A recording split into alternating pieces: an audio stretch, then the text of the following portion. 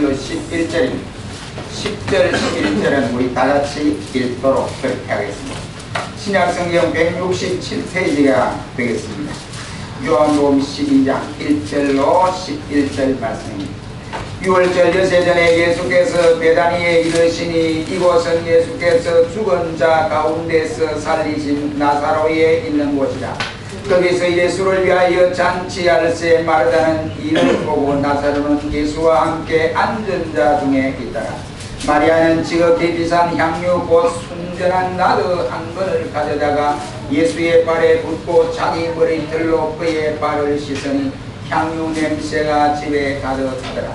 제자 중 하나로서 예수를 잡아줄 가룟 유다가 말하되 이 향유를 어찌하여 300데나리온에 팔아 가난한 자들에게 주지 아니하였느냐 하니 이렇게 말하면 가난한 자들을 생각함이 아니요 저는 도적이라 동계를 막고 거기 넣는 것을 훔쳐감이더라. 예수께서 가라사대 저를 가만두어 나의 장사할 나를 위하여 이를 두게 하라. 가난한 자들은 항상 너와 함께 있거니와 나는 항상 있지 아니하리라 하시니라. 유대인의 큰 무리가 예수께서 여기 계신 줄을 알고 오니 이는 예수만 위함이 아니요 죽은 자 가운데서 살리신 나사로도 보여함이더라. 다같이 했습니다. 대제사장적인 나사로까지 주님을 보고하니 나사로 가다에 많은 유대인이 가서 예수를 믿으리라. 아멘. 찬양대 찬양으로 영광을 받도록.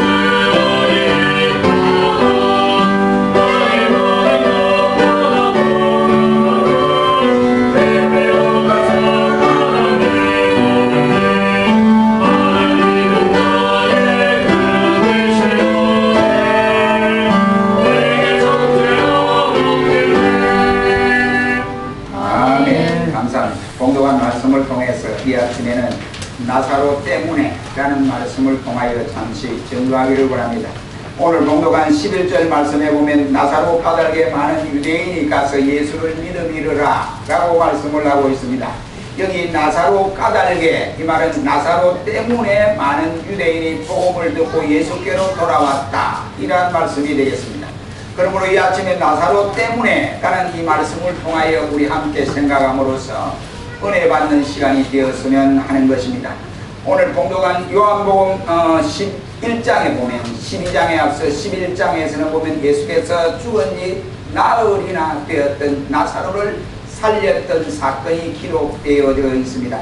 그러므로 11장과 12장이 연결되어서 이와 같이 말씀에 나사로에 대한 이와 같은 말씀을 하고 예수님께서 나사로의 집에서 오셔서 잔치하는 이러한 모습들을 볼 수 있게 됩니다. 나사로가 다시 살아났다는 것은 이 세상 의술로도 증명할 수가 없고, 나사로가 다시 살아났다고 하는 것은 이 세상 어떤 과학자들에 의해서도 증명할 수 없는 그러한 상황이었습니다. 왜 그러느냐? 이미 무덤에 장사 지낸 바 된 지가 나흘이나 되었다라고 했습니다. 당시 팔레스타인 지방에는 오늘날에도 그렇지만 가장 덥습니다. 더우니까 저들이 시체를 죽은 지 하루만 돼도 부패되어 버립니다. 우리가 유경현 씨 시체를 우리가 잘 알지 않습니까? 오늘 열흘이 지났는데 왜 이리 썩었느냐? 14일 만에 이리 썩을 수 있느냐? 이러는데 그건 무지의 소치입니다. 이 여름 더운 날에 하루만 지내보세요. 냄새가 막 진동을 할 거예요. 그런데 이 당시 팔레스타인은 하루만 지나도 막 썩은 냄새가 나는 거예요. 그러니까 사람이 죽으면 팔레스타인 지방에는 우리처럼 3일장을 한다, 5일장을 한다 이래 하지 않아요. 막 바로 그 다음날 그냥 갖다 묻어. 그러면 냄새가 진동하기 때문에 그런 것입니다. 그래서 저들의 장례 절차는 아주 급하게 진행되고 있는 모습을 볼 수가 있게 됩니다. 그런데 죽은 지가 나흘이 되었으니까 오늘 본문의 말씀에 보면 냄새가 나더라고 말씀을 하고 있습니다. 그러나 예수님께서 죽었던 나사로의 무덤에 찾아오셔서 나사로야 일어나라 하고 명령을 했더니 냄새나는 그 나사로가 수륙을 동인 채로 버떡 일어났다, 살아났다 라고 하는 기사의 사건입니다. 여기서 우리는 뭘 볼 수 있느냐? 생명의 주인이신 분이 누구냐 하는 것을 볼 수 있습니다. 생명의 주인이신 그분이 말씀으로 천지를 창조하시고 창조하신 그분의 말씀이 죽었던 생명도 살릴 수 있는 능력이 있다고 하는 사실을 우리에게 깨닫게 하십니다. 그분이 누구십니까? 요한복음 1장 1절에 태초에 말씀이 계시니라 그 말씀이 하나님과 함께 계셨으니 곧 하나님이라고 말씀하시면서 4절 말씀에는 말씀이 육신이 되어 우리 가운데 거하시며 우리가 그 영광을 보니 하나님의 독생자의 영광 은혜와 진리가 그에게 충만하더라 하셨습니다. 그분이 누구냐? 바로 예수님 자신이었다.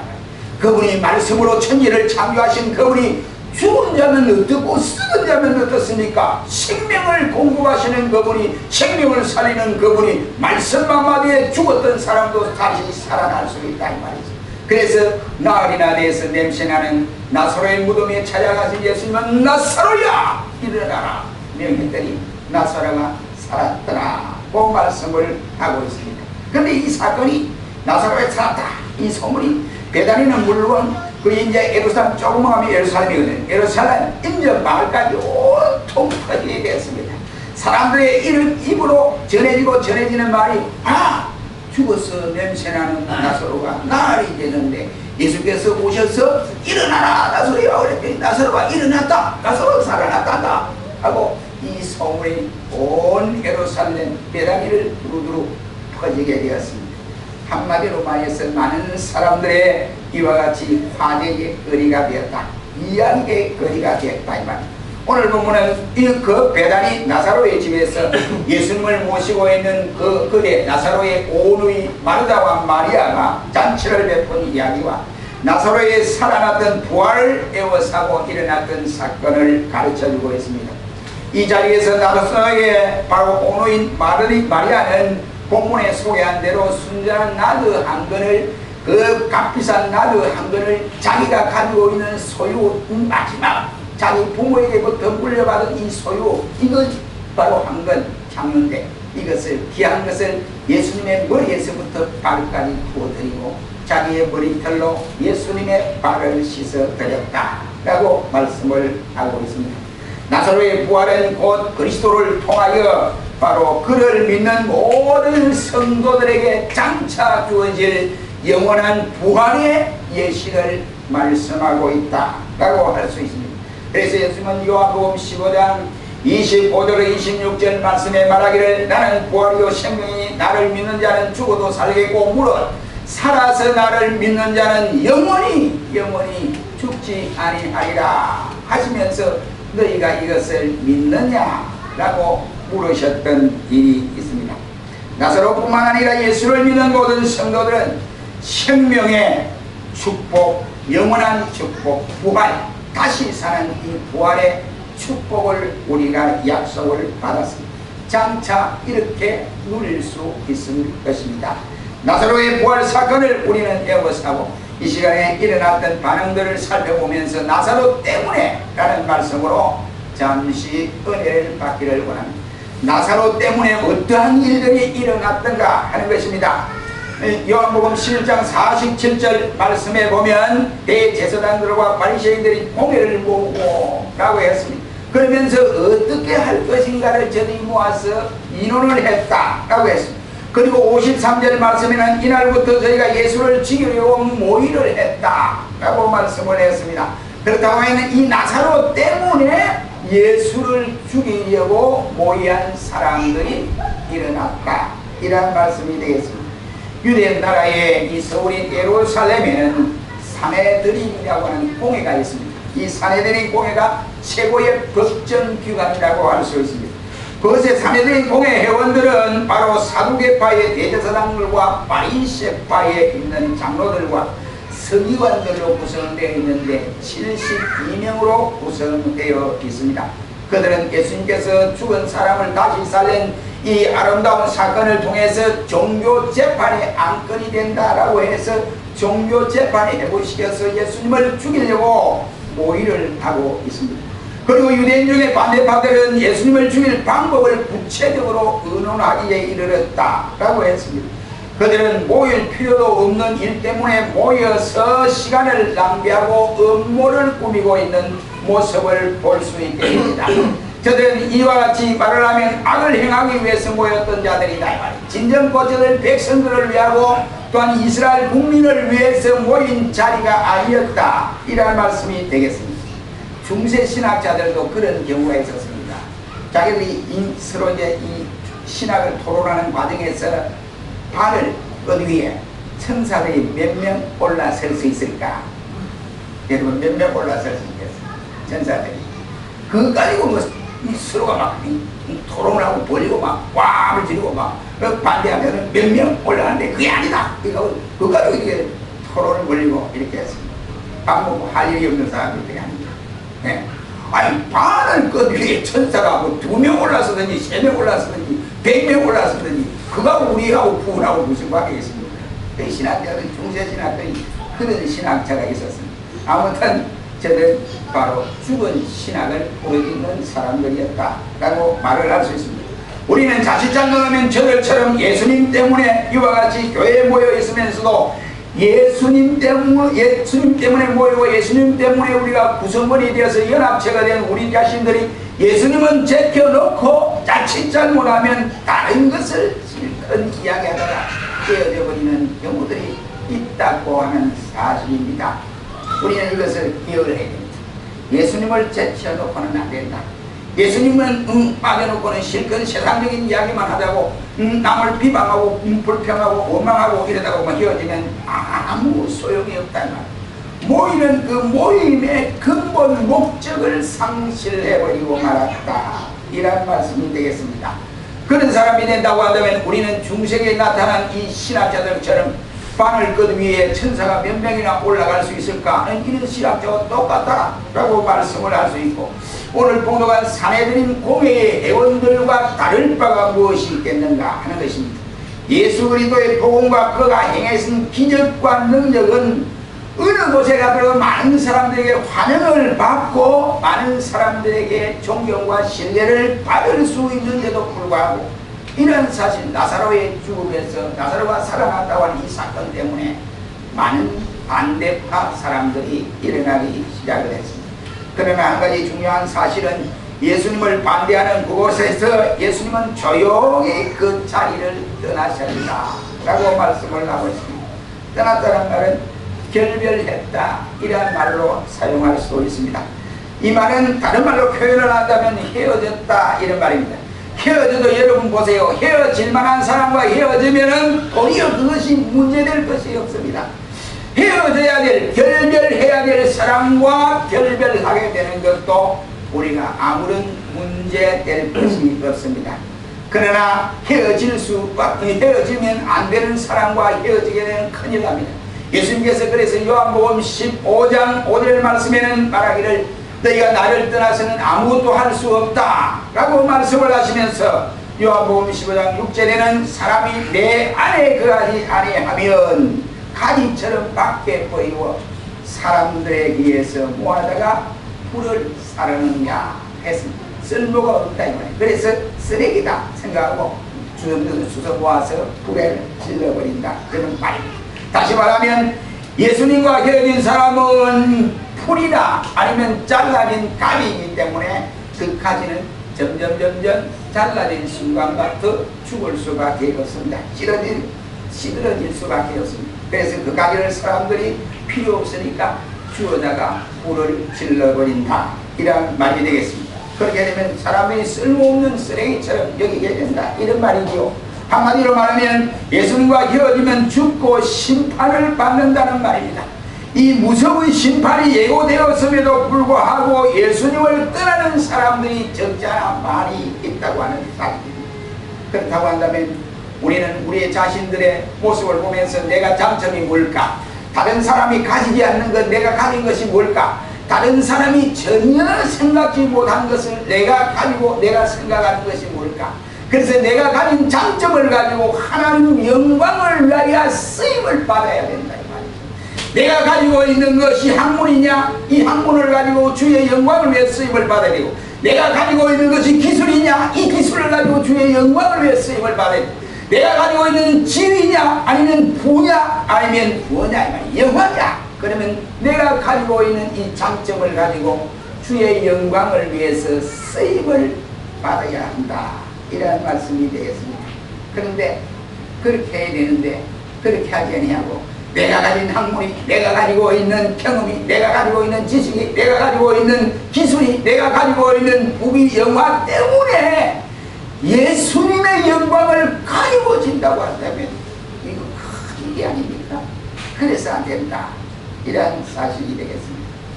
무서운 심판이 예고되어 있다 말이지. 왜? 우리의 행한 대로 주님은 모르는 것이 아니라 다 알고 계시기 때문에 그렇습니다. 그래서 마지막 백보자 심판에서 주님이 가리워지는데 믿느냐 안 믿느냐 가리고 나서 우리 행위를 쳐다보시는데 예수님은 다 알고 계시는데 너 이런 일 했지 왜 회개 안 했느냐 이러면 언니 모르는데 이러면 안 된다 이 말이죠. 그때는 발뺌해도 소용이 없고 그때는 변명해도 소용이 없다 이런 말이 되겠습니다.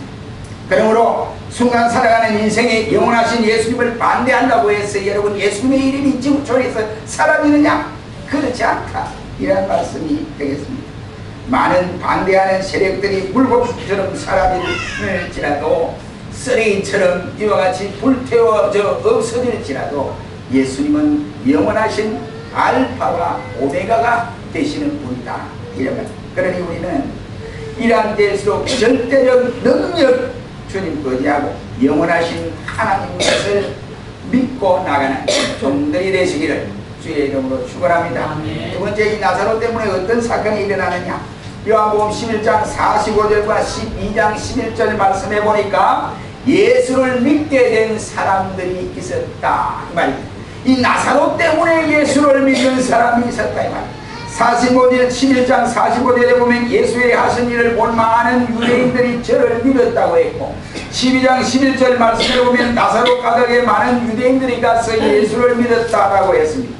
나사로 사건을 부정적으로 받아들이는 사람은 예수는 물론 나사로도 죽이려고 저들이 의논했다고 했습니다. 그러나 긍정적으로 받아들이는 사람들은 예수님의 놀라운 능력과 행하시는 기적을 보고 예수님을 믿게 되었다 라고 본문은 소개를 하고 있습니다.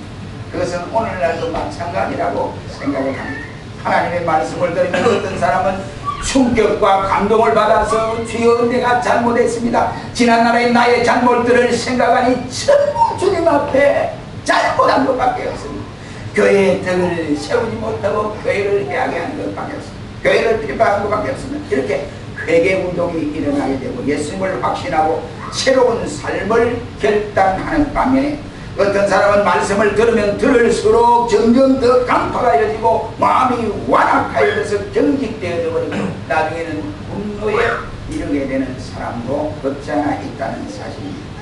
병든 사람이 고침을 받고 죄인이 새롭게 변화되는 사건을 보면서 어떤 사람은 놀랍고 감격해서 자신의 신앙을 더 견고히 다져가는 사람이 있는 반면에 어떤 사람은 똑같은 사건인데도 똑같이 보고 똑같이 감동을 받고 이렇게 하는데도 그 사건을 통해서 긍정적으로 받아들이지 못하고 비판을 하고 부정적인 이와 같은 안목을 넓혀가고 불신하는 사람들도 있다, 이런 말입니다. 사도행전 7장 54절 말씀에 보면 초대교회 7 집사 중에 스데반이라고 하는 집사님이 나타납니다. 그 집사님이 이제 돌에 맞아서 순교하는 장면이 나타납니다. 그는 유대인들에게 예수를 십자가에 못 박아 죽인 것이 너희가 회개하지 아니하면 결단코 천국에 들어갈 수 없다고 이와 같이 회개를 재촉하는 설교를 했습니다. 그의 그한 설교를 듣고 난 유대인들의 반응은 사도행전 7장 54절 말씀에 보면 저들이 말하기를 마음에 찔려 저를 향하여 이를 갈근을 해서, 마음에 찔린다는 말은 저들 마음이 이와에 찔렸다는 말은 저들 마음에 걸렸다 이 말이에요. 예수를 십자가에 못 박은 그것이 저들이 네 마음에 걸렸다 이 말이에요. 그 다음에 이를 갈더라 이 말이에요. 그것이 더 심하여져서, 악한 것이 더 심하여져서 이를 갈게 되는 표현을 말씀하고 있습니다. 분노의 극치를 우리가 볼 수가 있게 됩니다. 그렇다고 한다면 우리가 이 사건을 통해서 중요한 것은 무엇이 중요하냐?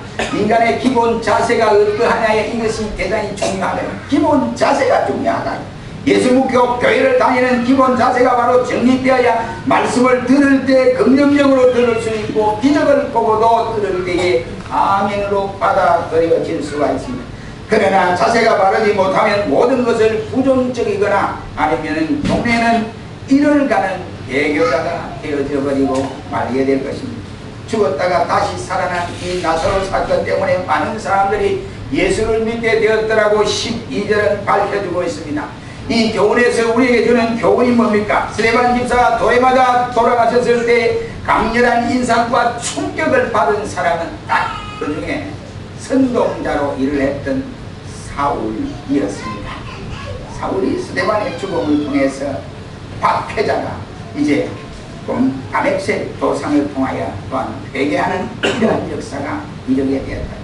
하나님은 스데반의 순교를 통해서 이 사울이라는 청년을 변화시켜 주었는데 도리어 강포했어. 그래서 하나님이 다멕색으로 올라가서 예수 믿는 사람을 더 들과하게 올라갔다가 그곳에서 부활하신 예수를 만나고 그가 그 자리에서 무릎을 꿇고 회개하는 역사가 일어났습니다. 그렇다고 한다면 나 때문에 일어날 수 있는 반응이나 결과를 우리가 생각할 때에 두 가지로 간략하게 생각할 수 있습니다. 첫째는 나 때문에 예수 믿는 사람들이 많아지는 경우가 있습니다. 모 직장에 이 대기업인데 승교 회장이 그렇게 이야기하시다. 자, 그 직장에 예수 믿는 사람이 500명이 되지. 500명이 되는데 그 중에 내가 확실히 예수 믿는다 하고 확신을 가지고 직장에서 예수 냄새를 풍기는 사람이 200명밖에 안 됩니다. 그래서 300명은 다 어디 갔습니까? 하니까 세 가지 분류로 그분이 이야기했어요. 첫째는 내가 직장에 나왔으니까 이 예수 믿는다 이 표현을 하고 예수 믿는 냄새를 풍기면 자기 처신이 불가피하게 잘못된다 이렇게 생각하는 경우입니다. 그 다음에 내가 승진을 하고 진급을 해야 되는데 예수 냄새를 내고 예수 믿는다 이렇게 하면 내 진급이 안 된다. 그래서 직장에 들어와서는 예수 믿는 표현을 한다. 또 세 번째는 말하기를 교회 출석이나 하고 예배를 드리면 되지 뭐 직장까지 와서 예수 냄새를 풍기고 그럴 필요가 있느냐. 그 직장에서는 그런 거 안 했으면 좋겠다. 이렇게 해서 한 분류가 500명 가운데 300명에 해당이 되더라 라고 하는 말을 들었습니다. 내가 서 있는 그곳에서 내가 앉아있는 그곳에서 나 때문에 예수 그리스도의 향기가 드러나고 빛이 밝아진다고 한다면 나 때문에 예수 믿는 사람들이 많아지게 될 것이다 이런 말. 그러나 내가 있는 그 자리에서 예수 냄새가 풍겨지지 않으면 내 때문에 복음의 역사는 나타나지 아니한다 이런 말입니다. 그리고 나로 인해서 복음의 유익을 미칠 줄 아는 사람이 되시기를 주의 이름으로 축원합니다. 두 번째는 어떤 현상이냐? 나 때문에 예수 믿는 사람이 점점 줄어드는 경우라고 할 수 있습니다. 세상 사람들은 자신들이 나쁜 짓을 하고 죄를 짓고 이렇게 다니면서 예수 믿는 신자를 바라볼 때는 그렇게 바라보지 않습니다. 어떻게 바라냐? 예수 믿는 사람은 그래도 이와 같이 선해야 되고, 예수 믿는 사람은 또 사랑도 베풀어야 되고, 예수 믿는 사람은 뭔가 달라져야 되고, 예수님처럼 돼야 되지 않느냐, 이렇게 저들은 생각합니다. 그래서 저들 마음에 안 드네. 저런 것도 예수 믿느냐, 이런 말 하거든요. 아, 저것도 교회 나와? 이런 소리를 한다고요. 이 불신자들은 그렇게 소리를 지릅니다. 그래서 모든 일들마다 예수쟁이를 공격하게 됩니다. 그 이유는 우리는 산 위에 드러난 동네, 그리고 높이 매달린 등불이기 때문에 그렇습니다. 예수님께서 우리들을 향하여 말씀하시기를 마태복음 5장 14절 이하에서 너희는 세상의 빛이라 산 위에 있는 동네가 숨기우지 못할 것이, 사람이 등불을 켜서 만 아래 두지 아니하고 등경 위에 두나니 이러므로 집안 모든 사람에게 비치느니라. 그 말씀을 하고 있습니다. 믿지 않는 남편이 아내 때문에 예수를 믿게 된다면, 그리고 믿지 않는 아내가 남편 때문에 예수 믿게 된다고 한다면 그것은 세상의 축복이 아닐 수가 없습니다. 그러나 나 때문에 믿던 사람이 예수를 멀리하고 잘 나오던 사람이 나 때문에 잘 나오지 아니하고 교회를 멀리하게 된다면 그것은 우리 스스로가 바로 불행스러운 일을 겪게 되는 것입니다. 우리 그리스도인들이 이 세상에 살면서 빛과 소금이 되어야 된다는 것은 결코 쉬운 일이 아니다. 말처럼 쉽지 않습니다. 어려운 상황 가운데서 내가 이 빛의 역할을 하지 못하면, 그때 빛의 역할을 하지 못하면 많은 사람들이 덕이 되냐. 그러나 내가 빛의 역할을 하기 위해서 십자가를 지고 가려고 이 고통을 겪고 감수하고 간다면 내게는 고난이 찾아올 수 있습니다. 그러나 그 고난을 통해서 주님의 영광을 받고 그 고난을 통해서 많은 사람들이 감화를 느낀, 이야, 저렇게 저 사람, 야, 믿는 생활을 하는구나. 아, 저 사람 보니까, 아, 다른 것과 틀리네. 저 사람 보니까 진짜 예수쟁이네. 이렇게 되어진다. 그리고 저들의 입술을 통해서 교회 나가려면 저분과 같이 저렇게 변화를 받아 돼야 된다고. 아니, 저분이 나가는 교회에 나가야 된다고. 이런 소리를 듣지 않습니까? 이처럼 그렇게 되어져야 된다 말입니다. 우리는 그리스도인들이 세상에 살기 너무 힘이 들이지요. 고통받습니다.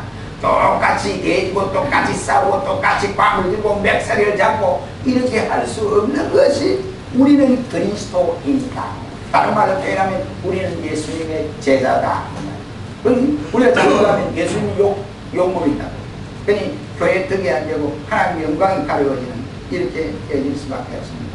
그러나 우리가 참고 참으면 그 결과가 어떻게 되느냐? 우리의 상급이 기다리고 있다. 이런 말입니다. 어떤 일이 있더라도 다른 사람을 주께로 인도하는 일만은 우리가 포기하지 않으려면 빛이 되고 소금이 되고 뭔가 덕이 되어져야 되지. 저 사람 불신자들과 더불어 똑같이 이와 같이 싸움 박질하고 건설적 욕을 한다고 하죠. 될 일이 아니다. 이런 말씀. 저희 시골에 오늘 교회가 세워졌는데 그 교회 세워진 지는 오래됐어. 근데 이제 목회자가 가시고 이제 집사님이 오셔서, 고령에서 오신 집사님이 오셔서 하는데 이분이 이제 농사를 지어요. 농사를. 근데 올해같이 가뭄이 되면 이제 저수지를 나가지고 그 저수지 노는 전부 다가 이제 그 물 받아가지고 다 농사 짓잖아요. 근데 새벽에도 가지고 삽을 탁 올려내면 자기 눈에 가보니까 자기 눈은 땡땡 말라있고 다른 사람 눈에는 물이 철철철철 흘러내리는 거예요. 그러니까 이 집사님이 다른 사람 눈에 내려가고 탁 막아버리고 자기 눈으로 탁 집어넣는 거예요.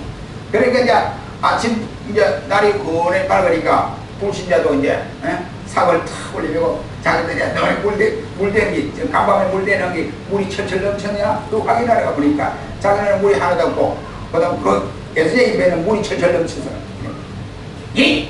필요는 물 예수쟁이. 제가 또 예수 믿는 게야. 이렇게 하는 거예요. 그리고 교회가 성장, 교회가 성장. 그러다가 결국은 교회가 문을 닫게 되는 안타까움이 있었어요. 이 모두가 우리가 무엇 때문에 이런 짓을 해야 하느냐. 그것은 한마디로 말하면 빛이 되지 못하고 소금이 되지 못한 결과가 아니었느냐. 소금과 빛이 되려면 우리가 그만큼 양보를 하고 우리가 십자가를 지지 않으면 그러한 현상이 나타나지를 않게 됩니다. 여러분 다니엘을 보십시오. 그렇게 살아가면 어떻게 되냐? 다니엘 12장 3절 말씀에 많은 사람을 옳은 대로 돌아오게 한 자는 별과 같이 영원토록 비치리라 해서 중국에서 한 20년 동안 선교를 하다가 이제 병이 나서 모리슨이라고 하는 선교사입니다. 모리슨이라는 선교사 20년 이제 선교를 하다가 병이 나서 들어오는 한국 배를 타고 들어와요. 그 당시에는 뭐 비행기도 없고 그러니까 배를 타고 들어오는데 그때 그 배를 누가 타냐면은 우리는 미국의 대통령이었던 루즈벨트가 아프리카에 사냥한 휴가 동안에 사냥을 갔다가 이제 그 뭘 잡아왔는 뭐 사슴을 잡아왔는 뭘 잡아왔는 잡아가니 그 배에 탔습니다. 그게 뉴욕에 딱 항해 도착했습니다. 도착했는데 백성들이 나와 환호하고 빵빠레가 울려 퍼지고 막 야단 법석을 뜨는 거예요. 그 이제 이 사냥 갔다가 돌아온 대통령 그 이제 그 대통령이 안 오시고요. 그런데 이 모리슨 성의사가 자기네 생각에 한 20년 동안 중국에서 죽을 고통 이런 거 경찰 고통은 병이 들어서 잠시 자기 나라에 뉴욕에 들어왔는데 자기는 누구 하나도 백미생이 하나도 환영해 주는 사람이 없다는 거예요. 그러니까 자기가 가만히 눈을 감고 생각 주여 내 인생이 왜 이래 됐습니까? 저 루즈벨트는 아프리카에 와서 사냥하고 들어오는데 그 짐승을 잡아오는데 막 백성들이 환호를 하고 빵빠레 울렸는데 내 인생은 20년 동안 뭘 했습니까? 이렇게 자기 스스로를 한탄하고 있을 때 주님의 음성이 들렸습니다. 어떻게 됐느냐? 모리서 너 지금 너는 본향에 오지 않았지 않느냐? 네 고향에 오지 않았지 않느냐? 이러더라고요. 그러니까 이 선교사가 깜짝 놀래가지고 그 음성 앞에 깜짝 주여 내가 잘못했습니다. 내 본향에 가면 주님이 나를 환대해 줄 것이고 주님이 지금 루즈벨트보다 빵빠레 올려줬니 이것과는 대조도 안 될 것입니다. 내가 어떤 곳에 이와 같이 잠시 꿈을 꾼나이다 용서해 주시옵소서 하고 자기의 본연의 자세를 돌아갔다는 말이 있습니다. 예수를 전하고 예수를 위해 헌신하고 예수를 사랑하는 사람들이 영원한 본향에 이르렀을 때에 거기에는 이 세상에 환대받지 못한 역사들이 천군 천사들과 더불어 주님에게 우리가 환송을 받게 되었다. 믿으시기를 바랍니다. 한번 따라해볼까요? 목사님. 그게 말씀하세요. 목사님.